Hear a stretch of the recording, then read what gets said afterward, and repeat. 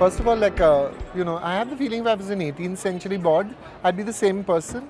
And if I was in the 23rd century when the outer net has been invented, which is bigger than the internet, and you can carry it on your body and have things whisper in your ear, or it's implanted as a chip in your tooth when when you're growing up, whatever, I'd still be the same person. So I have the feeling, see, the internet is largely a utility tool in my life.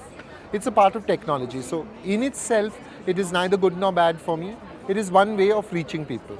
So, for instance, my persona on Facebook, for instance, is the persona of someone who wants you to know what he's thinking, and what he's thinking on a matter that is not of sufficient importance to him to write either an article or an essay, but he'd like to have an aperçu out there. So it actually is, the internet to me is a salon. Like those old 18th century salons in France, where people came and read a poem standing at the mantelpiece and threw it out. Unfortunately, it's a bit of a disorderly salon. So there are trolls and there are like nasty people and whatnot. But it's still a way, when you're writing and you're alone all day, it's still a way of connecting with a larger world. So for me, that's almost like a window onto the larger world. I love looking at Facebook and seeing what nonsense people will put on it. Like, your mummy made you idlis, take a photograph of the idlis. Say, my mummy made me idlis. All your friends with routinely say, oh, I wish I were there. Oh, you're so lucky. Blah, blah, blah. Then they all post their breakfast pictures. Then you write how lucky they are.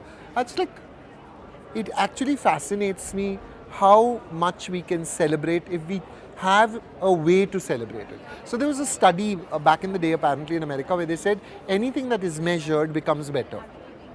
So when you are measuring your world according to the likes of the universe, suddenly you are going to improve that world by choosing so many different things to celebrate in it. You make it a better world by stating that the idlis that yesterday you took for granted today are a matter of celebration. So, and all your friends are co-opted into that celebration. How does that affect your work? I'm fascinated by what people will reveal and what they choose to conceal.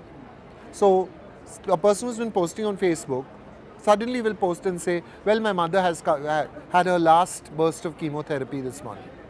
All these days you've been posting about other things, but this has been concealed and running like a dark blue thread through your life. And today you've decided to bring it into the surface. So and eventually what is fiction except a shadow play between revealment and concealment, between revelation and secrecy. So Facebook to me is like almost as if people are living themselves out as characters in plays of their own making. And that's fabulous and fascinating. That's for great instance. for literature then? No, of course not. See, the lowest form of literature is gossip. As long as gossip lives, our desire for stories will live. As long as stories live, somewhere people will want stories in words, somewhere they will want them in pictures, somewhere they will want them on stage, somewhere they will want them in a song, but we will still be attached to pictures.